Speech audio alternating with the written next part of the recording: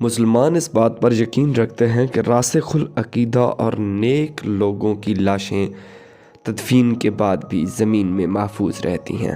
اس حوالے سے ایک اور روایت بہت مشہور ہے، اور وہ یہ ہے کہ اگر کسی لاش کو امانتاً کہیں دفن کیا جائے تو وہ لاش زمین میں خراب نہیں ہوتی۔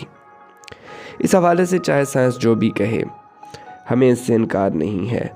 تاریخ ہمیں یہ بات بتاتی ہے کہ بعض اوقات کھدائی کے دوران دانستہ یا نادانستہ طور پر اگر کچھ لاشیں سامنے آئی ہیں تو وہ اس حالت میں بھی پائی گئی ہیں گویا وہ ابھی دفن ہوئی ہیں، اور ان لاشوں کے حوالے میں سب سے حیران کن بات یہ ہوتی ہے کہ انہیں کسی قسم کا مثالہ نہیں لگایا گیا ہوتا، لیکن جسم پھر بھی محفوظ ہوتا ہے۔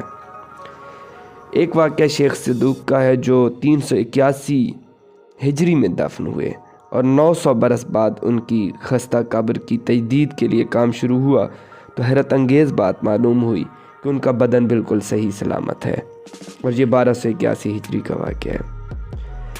اس سلسلے میں سب سے مشہور واقعہ 20ویں صدی میں پیش آیا۔ یہ 2 اصحاب رسول علیہ السلام کے جسد مبارک کے ظاہر ہونے کا واقعہ ہے۔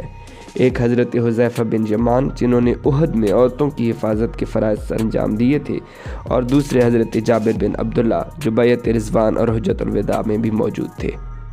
تاریخ میں دونوں کو بڑی اہمیت حاصل ہے۔ بغداد سے تقریباً 41 میل دور دریائے دجلہ کے بائیں جانب سلمان پارک میں ان 2 اصحاب کے مزارات تھے۔ کچھ پرے حضرت سلمان فارسی مشہور صحابی کا روضہ بھی ہے۔ یہ علاقہ مدائن کے نام سے مشہور رہا ہے۔ 14ویں صدی ہجری میں بغداد کے شاہ فیصل اول نے ایک رات خواب میں حضرت حذیفہ کی زیارت کی۔ حضرت حذیفہ نے ان سے مخاطب ہو کر کہا کہ ان کی قبر نمی کی وجہ سے خراب ہو رہی ہے، لہٰذا ان کو محفوظ مقام تک پہنچایا جائے اور انہیں دجلہ کے پانی سے اور زیادہ فاصلے پر دفن کیا جائے۔ صبح ہوئی تو شاہ اپنا خواب بھول چکا تھا۔ اگلی رات پھر یہی خواب دہرایا گیا، لیکن شاہ مصروفیات کی بنا پر یاد نہ رکھ سکا۔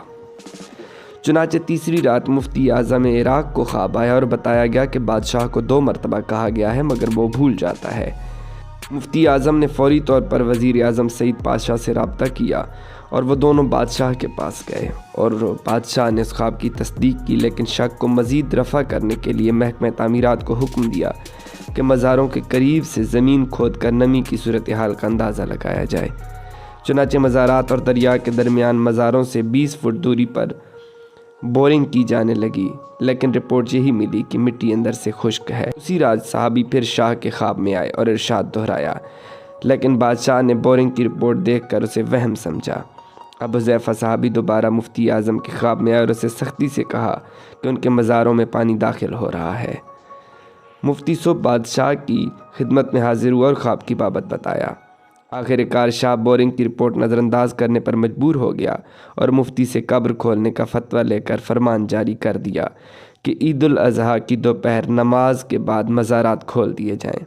لیکن جیسے ہی یہ خبر اخبارات اور دیگر ذرائع کے ذریعے مشہور ہوئی، دنیا بھر سے خطوط اور تار کا تانتا بند گیا کہ اس میں ذرا تاخیر کی جائے تاکہ خواہش مند حضرات دور دراز سے آ کر اس اہم موقع پر موجود ہوں اور جنازوں میں شریک ہو سکیں۔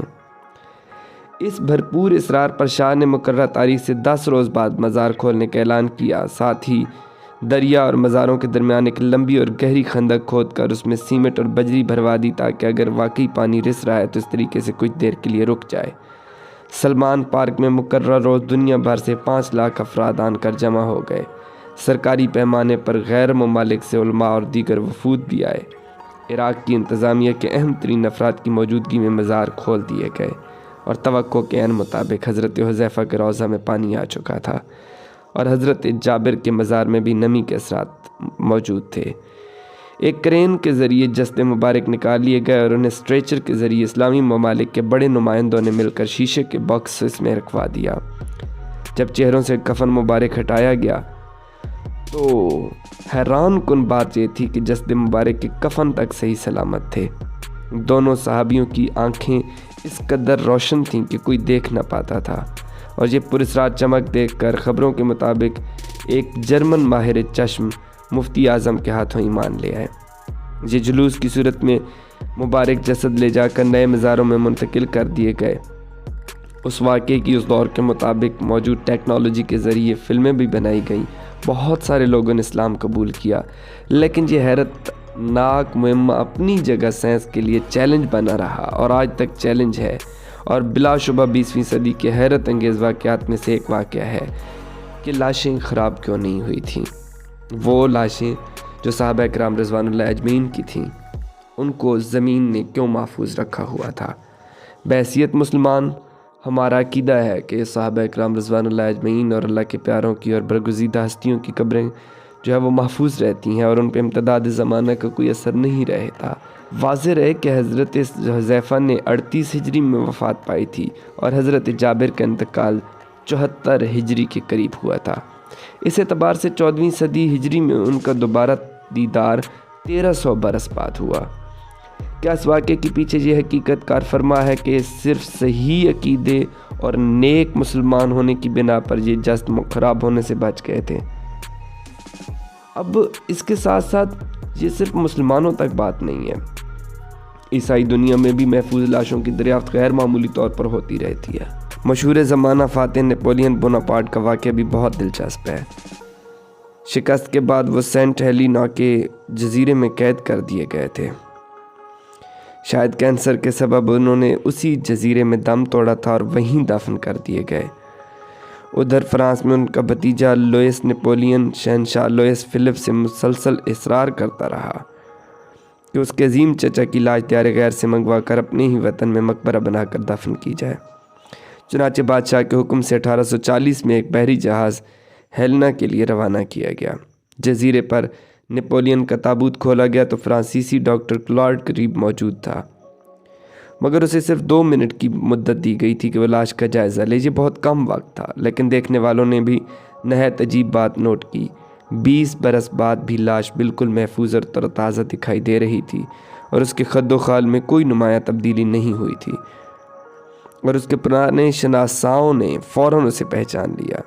ڈاکٹر کلارڈ کا بیان تھا کہ یوں لگتا تھا جیسے ابھی ابھی تازہ تدفین ہوئی ہے۔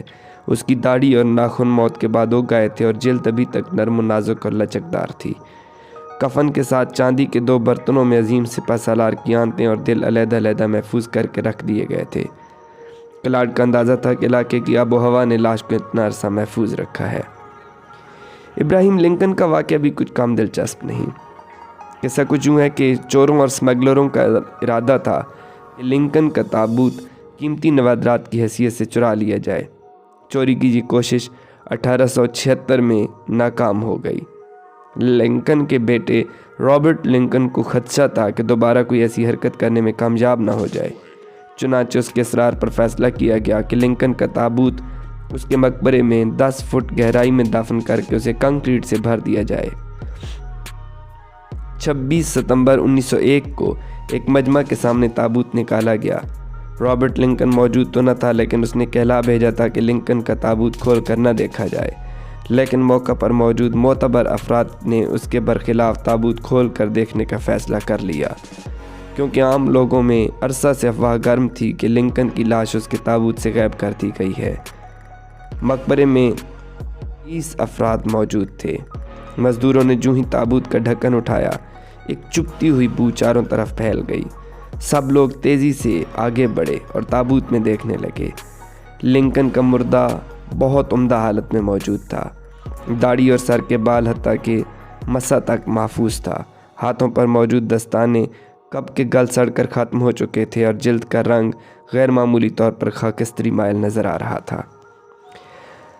لاش کی حفاظت کی ایک اور مثال نامور لیکن بدنام زمانہ انگریز شاعر لارڈ بائرن کی ہے۔ 1824 میں اس کی لاش یونان سے لندن لائی گئی۔ 1938 میں جون کی 14 تاریخ کو اس کی تدفین کے 114 برس بعد اس کا مقبرہ دوبارہ کھولا گیا۔ عیسائی مذہبی رہنما کینن باربر نے اس کا خصوصی حکم دیا۔ در حقیقت 1824 میں بائرن کو ویسٹ منسٹر میں ایک شاندار سنگ مرمر کے مقبرے میں دفن کرنے کا ارادہ کیا گیا تھا، مگر اس وقت محتمم نے وہاں تدفین ہونے کی اجازت نہ دی کیونکہ بائرن کسی اچھی شہرت کا مالک نہیں تھا۔ تب سے بائرن کی اصل لاش کے بارے میں چیمگوئیاں ہوتی چلی آ رہی تھیں۔ اس طرح نہ صرف بائرن کی لاش کا مسئلہ حل ہو جاتا بلکہ اس کی مدفن کے بارے میں معلومات کا ایک ریکارڈ بھی اکٹھا ہو جاتا۔ سب سے پہلے تابوت سے سیسے کا بنا ہوا ایک ڈھکن اٹھایا گیا تو نیچے ایک اور ڈھکنا دکھائی دیا، اسے بھی ہٹا دیا گیا تو تیسرا اور آخری لکڑی کا تختہ نظر آیا۔ جیسے ہی ڈھکنا اٹھایا گیا تو اپنے عہد کا مشہور شاعر لارڈ بائرن اپنے مکمل خد و خال کے ساتھ ابدی نیند سویا ہوا پایا گیا۔ صرف اس کے ہاتھوں اور ٹخنوں سے نیچے پیر سے استخوانی نظام واضح تھا، وگرنہ باقی بدن کے بال تک صحیح سلامت تھے۔ اس کے سر کے پچھلے حصے اور سینے میں شگاف تھا جہاں سے دل اور دماغ نکال دیے گئے تھے اور قریب ہی رکھے برتن میں محفوظ کر دیے گئے تھے۔ عجیب بات یہ تھی کہ یہ لاش بھی غیر حنوط شدہ تھی، یعنی اسے کسی قسم کا مسالہ نہیں لگایا گیا تھا۔ ابراہیم لنکن، نپولین بوناپارٹ اور لارڈ بائرن، اگر ہم ان کو دیکھیں تو یہ تو مسلمان ہی نہیں تھے۔ پھر زمین نے ان کی لاشیں محفوظ کیوں رکھیں؟ پھر ان کی لاشیں گل سڑ کیوں نہیں گئیں؟ یہ کچھ ایسے مہمے ہیں جو اپنے حل کی طرف دیکھ رہے ہیں۔ آنے والی نسلیں شاید اس کے بارے میں کچھ زیادہ بہتر بتا سکیں۔ آپ کی اس بارے میں کیا رائے ہے؟